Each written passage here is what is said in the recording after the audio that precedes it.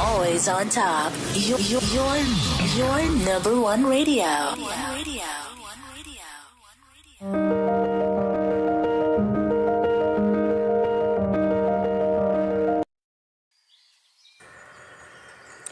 Sa isang payapang ngayon sa Pransya, isinilang ang isang trahedya, isang kwento ng isang babaeng naghangad ng buhay na higit pa sa simpleng pag-ibig at katahimikan.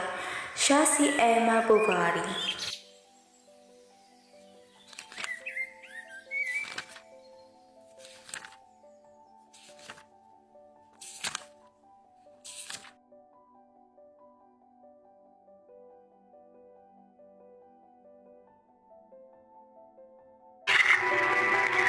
Ang pag-ibig ay dapat marugtog. Isang sulyap lang at mararamdaman mo na ang tibok ng puso, ang pagkakakilig at ang pakpak ng kalayaan.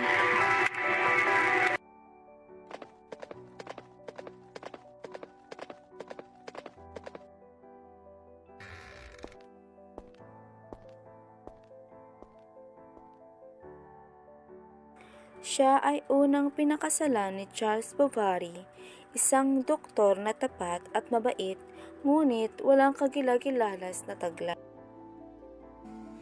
Ginang Rowe, ako po si Charles. Narito po ako upang gamutin ang inyong ama. At sa mga susunod na linggo, ang kabaitan ni Charles ang naging dahilan ng kanilang pag-iisang dibdib.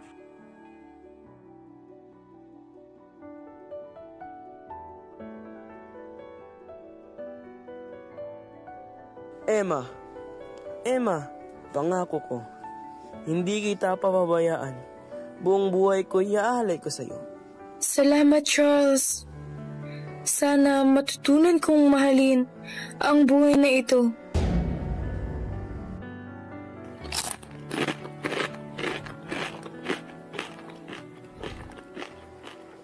Napakaganda ng gabi, di ba mahal? Sa wakas, magkasama na tayo. Ito na ba ang simula ng habang buhay o ng aking pagkakakulong? Hindi ito ang pangarap ng Emma. Ang pag-ibig mo hinahanap sa mga pahina ng nobela, hindi sa pagkainan ng isang simpleng lalaki.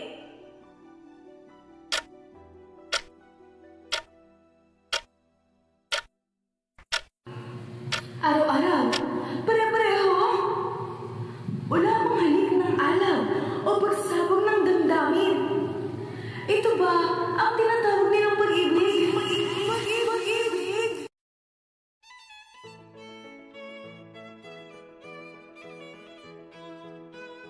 Isang araw, dumating si Rodolphe Boulanger, isang mayamang lalaking sanay sa pag-ibig at bihasa sa pananalit.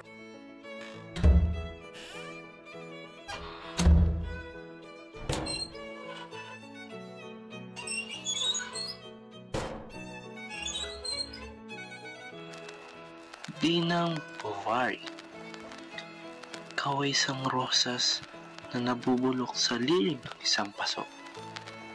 Nababagay ka sa liwanag ng isang hardin.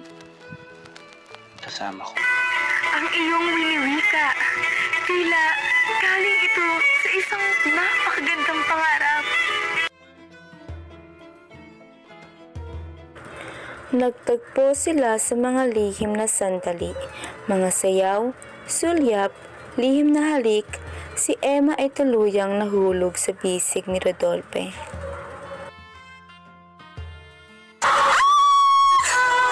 Ito na ba? Ito na ba ang tunay na pagmamahal? Ngunit, dumating ang araw ng kanilang pagtakas. At si Rodolphe ay hindi dumating, isang sulat ang kanyang iniwan.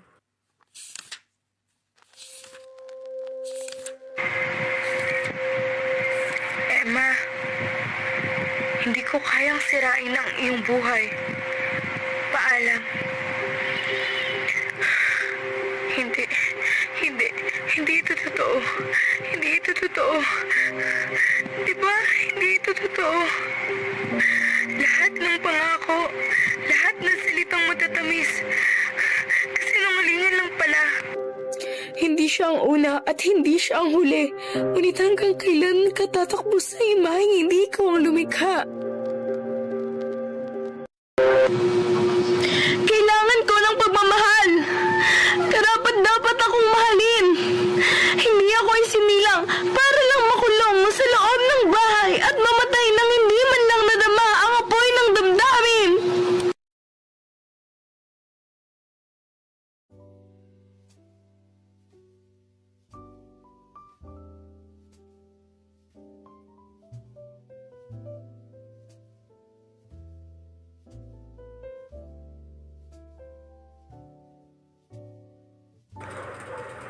Matagal siyang nagdalamhati hanggang sa muling dumating ang pag-asa.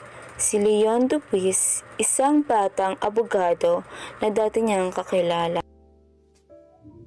Emma, ikaw pa rin ang iniisip ko. Wala pa noong una. Sana'y mapatawad mo ang puso kong di tumigil sa pagtibok para sa iyo. Leon, sa mga titig mo, nabubuhay muli ang puso kong matagal nang patay.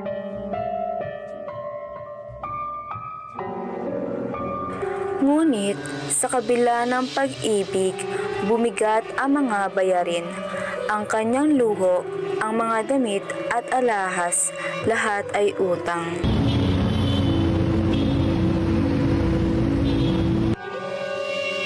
Sa piling nila yon, nadama ni Emma ang muli niyang pagbangon.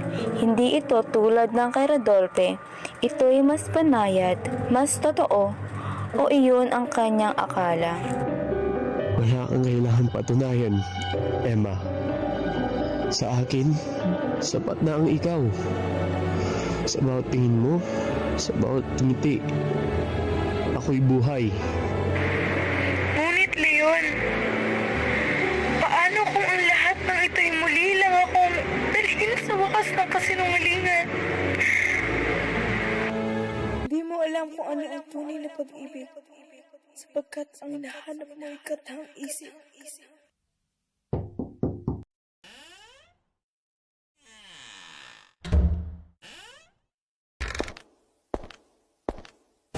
Ginang Boboy, huling paalala ko na ito.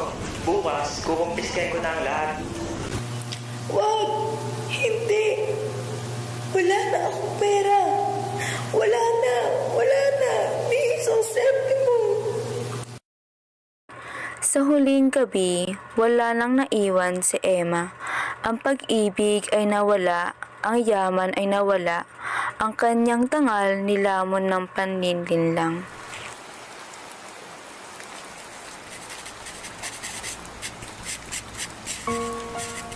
Para sa aking anak, sana'y lumaki kang hindi tulad ko. Huwag mong hanapin ang langit sa mata ng iba.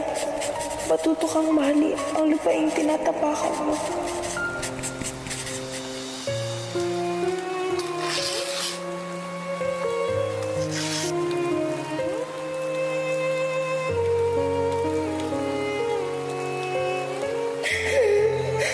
Walang pag-ibig. Walang kalayaan. Walang buhay. Maray sa kamatayan. Doon ako maging malaya.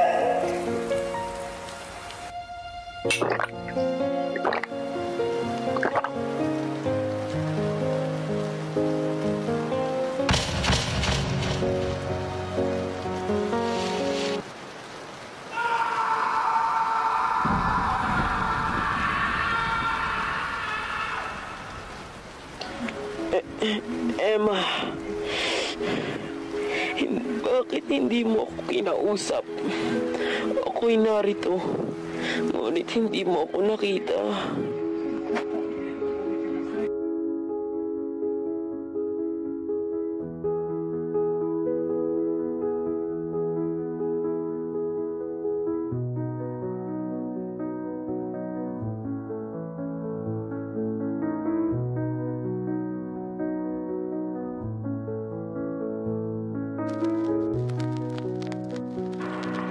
Narinig ninyo ang trahedya ni Madame Bovary, isang dulaang sumasalamin sa kahinaan, pagnanasa at pagkawasak. Mula sa panulat ni Gustave Flaubert, isinalin at isinabuhay sa inyong mga radyo. Ako si Curly Miles Duran, ang inyong tagapagsalaysay. Hanggang sa muli.